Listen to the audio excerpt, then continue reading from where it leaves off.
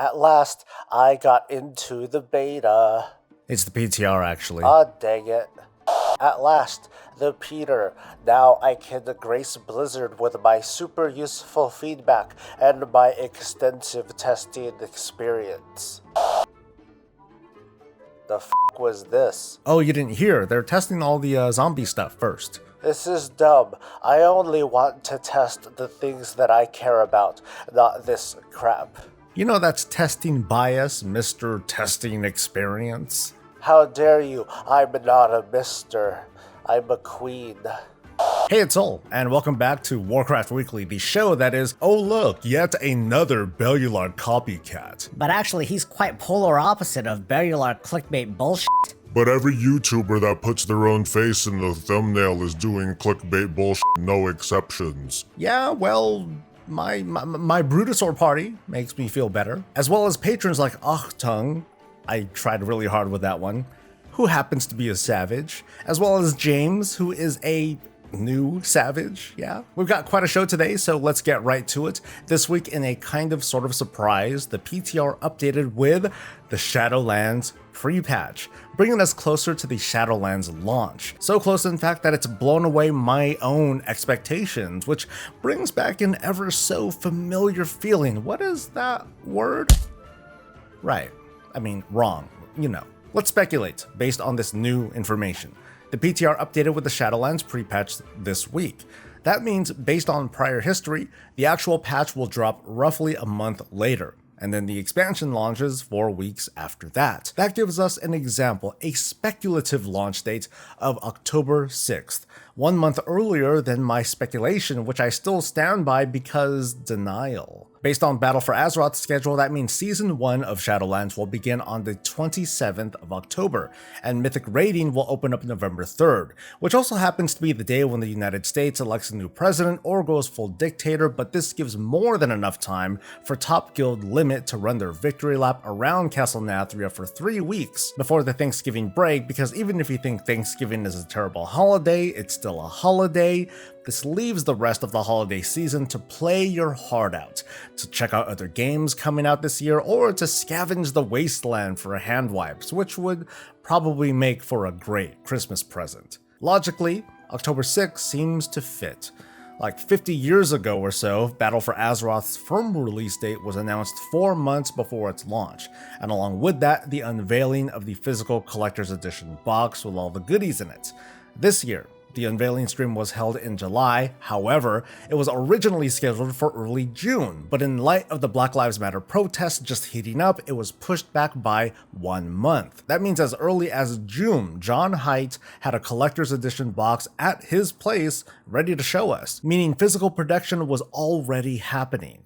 If 2020 didn't happen, if the social unrest didn't begin and the pandemic didn't hit, October was probably the original target release date, and it still might be. However, Black lives do matter, and a pandemic did hit. So production aside, it begs the question, was there an unofficial delay in Shadowlands? Because we're only 2 months away from this potential release date, but so far, no announcement, or if it's going to be done simultaneously worldwide. And thankfully, we have been getting a regular cadence of previews, interviews, and news from Blizzard to reassure us that things are coming along, but when is it coming out, right? There are plenty of people who do not work from home who would love to know that answer so they can plan around it. Moving on to the pre-patch, with it now in place, players expected to hop in to check out some of the pre-patch questing, the new leveling experience from Exile's Reach, and the Chromie Adventure whatever the heck it's called, and they expected to throw themselves at target dummies, weep over the loss of corruptions, and deal with the existential crisis of 120 turning into 50. However, Blizzard had something else planned, which was absolute corpse-filled mayhem. The less positive reactions sang a similar chorus, like, we want to test, and this is preventing us from testing. Oh, look at that, a refugee, hey, you made it, you escaped, woo! Meanwhile, others were just going, I get it. But here's a perspective that I would like to share, not Blizzard's exactly, but from someone who wasn't just a tester, but from someone who led these sorts of tests. When you want a lot of people to test a feature like, I don't know, a debilitating disease that will leave you griefed by an endless sea of NPC zombies, are people's first reactions going to be, oh yes, I am such a shill, I will happily run to the slaughter for Blizzard and log on to do nothing but die? Probably not, because it's safe to argue that it's not a whole lot of fun. Neither is flight point lag like this, but that's a different beast altogether. So here's the little thought exercise. When would the highest number of players who are most likely to give direct feedback to Blizzard jump into the PTR for the pre-patch of the next expansion? Logic would argue probably in the first week. And when's the best time to test out a plague on a very diverse population, including people who clearly would not volunteer for this, along with some of the worst of the internet? And so the elf rebellion was quelled by the scourge. Probably the first week. Fellow testers, I feel ya, I get it. Some of you are not interested in playing Zombie Fest 2020. You're not interested in testing it either. But guess what? That kind of attitude is what's needed for this test too. Apart from the destruction of Orgrimmar and putting Teldrassil through a disaster all over again, there's a lot to check out. New character customizations, the bajillion class changes, being knocked down to level 50, crafting epic gear at level 30 for like no reason at all, but where is it? Where is the super fast leveling invasion thing that we all loved in Legion? As far as it looks, it's nowhere to be found. And I speculate that despite how cool it would be to have an almost identical event to the Legion invasion, just trade demons out for undead things, that event might not be found throughout this pre-patch. It's sure to disappoint people who missed out on Korrak's Revenge and the 100% experience boost that is still going on right now, or have you stopped noticing? But it would be a shot in the foot to have a super fast leveling thing to replace the debut of what's being sold as a super cool leveling experience that lets you level from 10 to 50 without having to jump to a new expansion content after half a zone. In fact, that explains why there are different tiers of Shadowlands clients to sell, not just to fleece out more monies with the Epic Edition, but to let people optionally buy the Starter Edition without the character boost, because just like a fast leveling event, like the heirloom bonuses and the experience points, the value of the character boost is also being diminished with this new leveling experience. Man, did you just hear all that? That was top tier shillin'. The difference between an experience boost and redoing the level experience is something that can be explained but wouldn't be easily understood until you try it for yourself. So try it. Exile's Reach is only the 1 through 10 experience, but consider this, that now that's a fifth of your leveling experience before venturing into the Shadowlands. I'll talk more about the Scourge Invasion event in a little bit, but first let's talk about what's in the beta. Even though technically the PTR and the beta are like the same build now, but details, right? Anyway, let's talk Covenant dungeon bonuses. Oh boy. Dungeon testers on the beta have observed that depending on your covenant, you may discover bonuses, maybe different paths through dungeons. The effect shares similarities to the Court of Stars dungeon that gave bonuses depending on people's professions, or the Cataclysm dungeons that made archaeologists feel good for that one and only time. Yeah, covenants, right.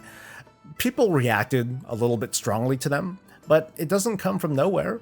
Somewhere out there is a persons on soapboxes carrying on over covenant choice, and now a group leader needs to run a spreadsheet to optimize what class and covenant combination needs to be for a run, to minimize trash pulls while maximizing bonuses, while ensuring throughput. I mean, they're basically simming not just gear, but entire dungeon runs now.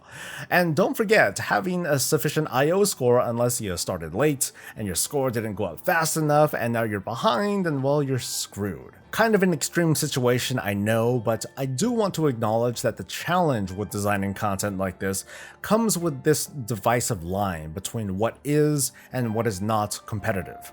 I've said, or I've argued, that Mythic Plus is, in its most natural state, not a competitive game mode. However, of course, the MDI is a competition based on Mythic Plus, and the likes of Raider.io embrace that competitive nature. You can think of it like reputation that decays, or like a ladder. Some quick feedback: some of the buffs are pretty cool because activating them is a bit more interactive and it isn't just, click and forget. The Venthyr boon makes you activate a device that will make it so enemies that die near the device will buff you, and this buff is like really short, like 15 seconds, but it raises your throughput pretty significantly. The Kyrian boon gives you a short haste and healing buff, but you choose how it splits among the team. I like it because those boons make you think and strategize a little bit, despite the obvious risk of trolling. The Night Fae buff is both powerful, but I think it's a little boring. It lasts for 10 minutes, and it's just a stat buff that you click on. Woohoo! The easiest method of diffusing this complaint over Covenant dungeon buffs is to make these benefits just not a thing for Mythic Plus. This kills the scenario, whether it's real or imagined, where someone would be curating that perfect party because that dungeon buff is critical to the team's success. But what if these buffs will continue on to be active in Mythic Plus? It certainly sounds like Blizzard is designing these dungeons and their buffs without putting too much consideration in these scenarios. Not as if they don't acknowledge it's ever going to be a thing, but likely because their data suggests that despite the inevitable complaints, it won't be too much of a thing to worry about. But let me wrap this part up with how I'm going to approach dungeons and Mythic Plus in Shadowlands because I'm interested in giving it a shot, and I want your reactions on this. So, I really like the premise behind these buffs. I think that there's some tuning to be done to not make me feel like, I really wish that we weren't an all-Kyrian team, right? But at my play level, I'm going to look at these buffs like bonuses and not requirements. I'm going to run with my guildmates first, and maybe consider running with viewers because I prefer running with people I know. When it comes to my philosophy on being anti-PUG, it's not about the buffs that you bring to the table, but it's more like I'd rather invest my playtime into people close to me, because I know that there's going to be a payoff down the road. It sounds sort of weird, so here's what I mean. If that one piece of gear that I really want doesn't drop for me, but it happens to drop for that someone else person, that's still a big win because I will run with that person again, and our total performance will be improved. Saying grats to that person wouldn't just be a courtesy or an empty platitude, because they will help make my runs easier in the future, which is worlds different from a group who bands together for just that one moment and then splits apart. And I'd argue that the only motivation for those people is to invest into themselves. That argument about WoW feeling like a single player game doesn't just come from queuing up for the raid or the dungeon finder. And I know that many of you who are watching PUG and may prefer that Blizzard take more strides to cater to the PUG world by sanding down the notion of bonuses or the strengths and weaknesses of covenants. So please feel free to vent about that and whatever I had to say in a comment. The PvP vendors and Orbos have been updated with legendary recipe unlocks and conduits. At the moment, legendary recipes have a cost of 1,500 of this Shadowlands PvP honor. We don't know how much honor you get from honor kills or battleground wins, but for context, here are costs for other items on the same vendor, and this at least gives you an idea of what you need to do to get those recipes. Notice though that I can see a lot of legendary powers that have nothing to do with my class. Blizzard did say that recipe unlocks are account-wide, so this reinforces my theory that you can use one character to eventually unlock all the recipes for your other characters. They all need to do the work in crafting them, sure, but the access is there. In this case, you can use your favorite PvP characters to farm up recipes for non-PvP characters, and if you don't PvP at all,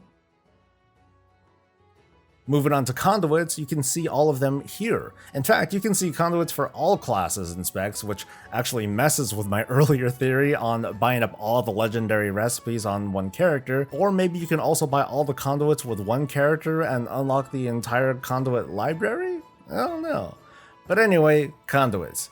They don't have a cost yet, but the important bit that I want to point out today is that their item level is at a whopping 155. There are supposedly 15 ranks, or brackets, baked into conduits to make their effects more powerful as you rank up, but from what we're seeing so far, if I were to buy a conduit like this conduit from a vendor, how do I buy a better one, or how do I rank it up? I have a couple of predictions or suggestions to propose.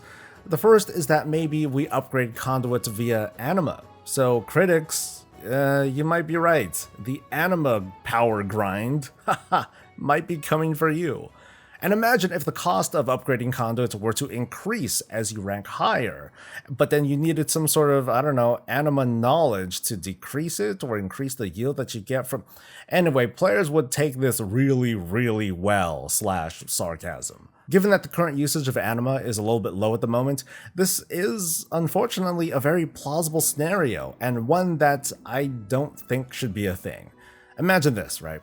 You have 4 characters, one from each covenant, for fun, and as a completionist, you've got to bite the bullet and farm for anima on each conduit per character.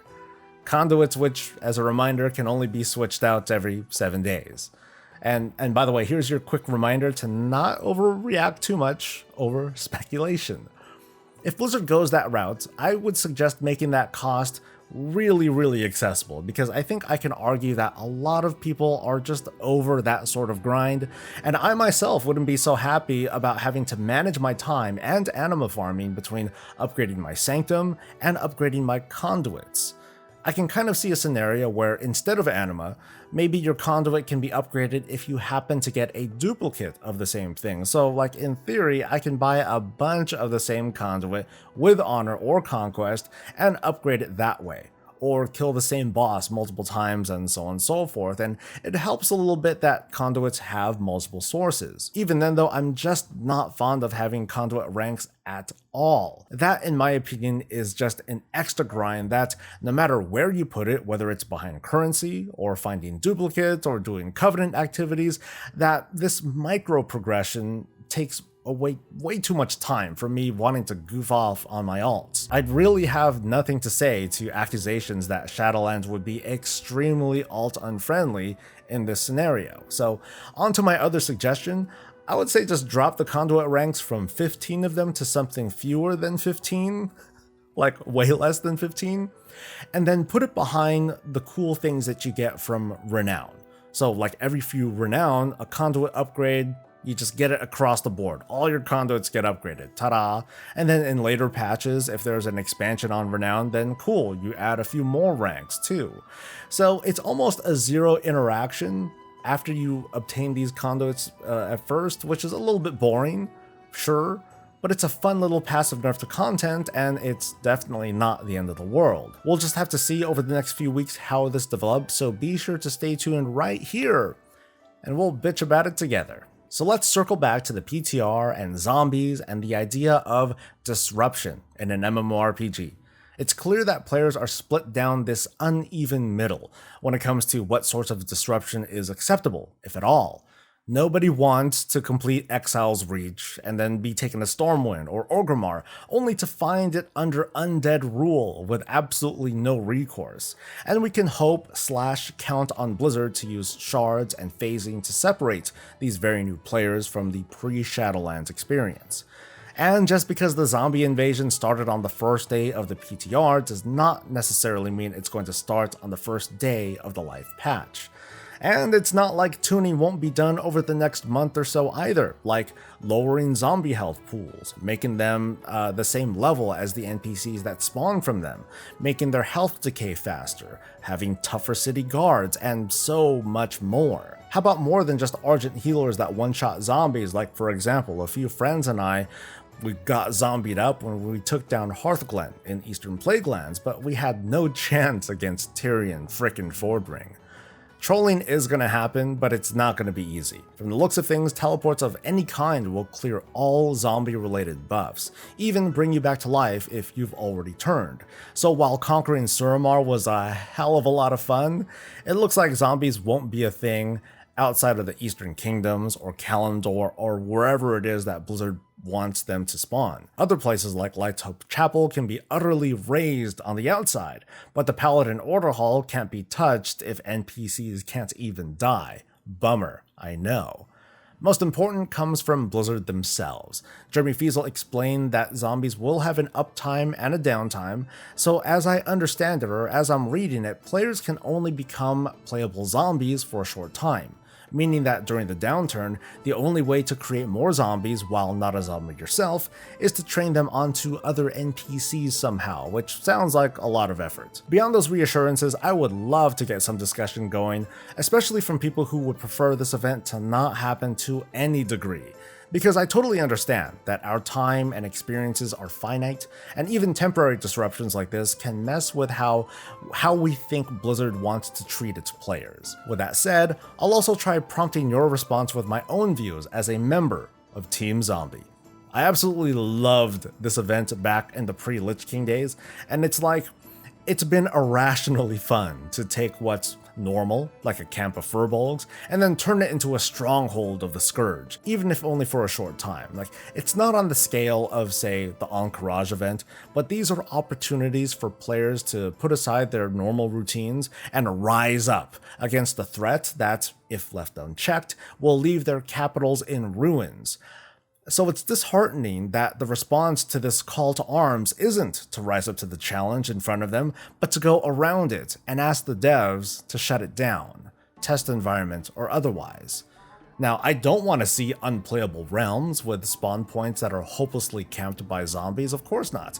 I want to see this balanced a bit better, but I want this to happen, so I can tell another round of stories about how I laid cities low in a post-cataclysm world, or when I hooked up with a few friends to drive them back. And that's the show. I'm hoping that something crazy happens and that as you're watching this weekly, the release date for Shadowlands is already revealed and you're leaving one of those haha comments, because this does feel weird. 2 to 3 months out without enough reassurance for players to plan things out, like a release date.